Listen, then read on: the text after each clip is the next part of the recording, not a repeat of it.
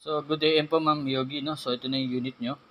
Working na yan. So, solar panel, then blinking arrow, meaning nag-harvest na yung solar panel natin mula sa araw papunta sa battery natin. Okay? So, demo lang ang battery natin. So, ang battery mo dito is 100 Ah 160 watts na solar panel, no? Then, 12 volt system lang yung aparato natin, no? So, 160 watt solar panel. Pababa, pwede. So, hanggang tatlong 160 watts pwede rito. Then, solar panel, breaker ng solar panel, breaker ng battery, at saka breaker ng inverter. Okay.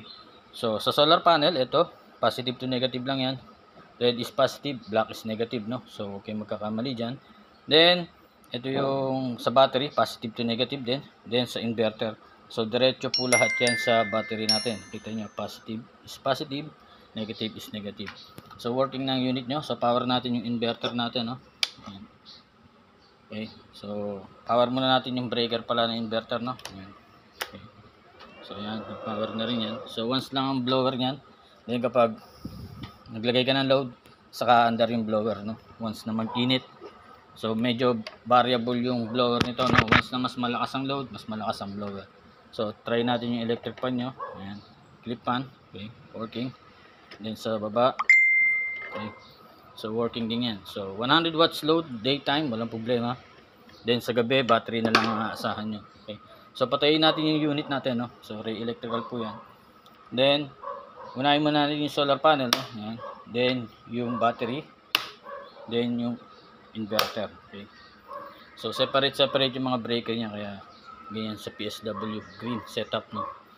So, pag on naman natin, unahin nyo yung battery para magkaroon ng display yung SCC. Okay. Yung SCC natin, nakasetup na yan ng B1 as for lead acid battery, no? Yan. Pag gusto nyo palitan, long press lang, antayin nyo mag-blink. Okay.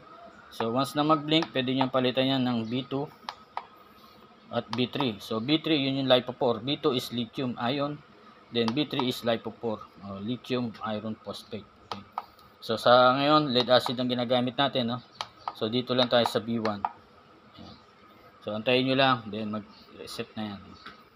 So, B1, ang mangyayari dyan, so, ayan, nakaset na ng 14.4 yung absorption natin, no? Ayan. Okay. So, ayan. So, ngayon, balik uli natin sa display, no? Ayan. Papower uli natin yung unit, no? So, naka-power na yung SCC natin. Then, yung solar panel naman, no? So, ang sa ngayon ay 12.7. So, pag binuhay natin yung solar panel, ay kailangan tataas yan. So, dumating na yung icon ng solar panel. Then, arrow is blinking. So, meaning, nag-harvest na yan. So, nakita nyo, tumaas yung voltage. Okay. So, buksan naman natin yung sa inverter, no? Ayan. So, ayan. So, as display, dito is 12.7, 12.8. So, walang problema kung may difference ng 1 to 2 digit, no? So, LBD to. Then, ito yung SCC.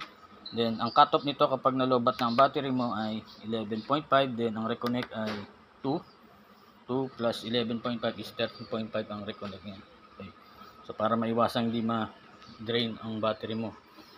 Then, i-charge mo lang ulit sa umaga para magamit ulit. Okay. So, yan. So, naka-power na yung inverter natin, no? Yan. So, green is good. Then, blinking.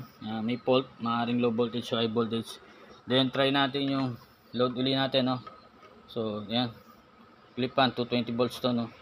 So, itong clip fan na to is 20 watts. So, hanggang 100 watts ang load nyo, pwede. So, pag tirik ang araw, pwede pang mag-exceed, no? Walang problema. Okay. So, yan. Okay. So, ship ko sa inyo ito, Ma'am Yods, no? Salamat sa pagtitiwala. Okay, God bless.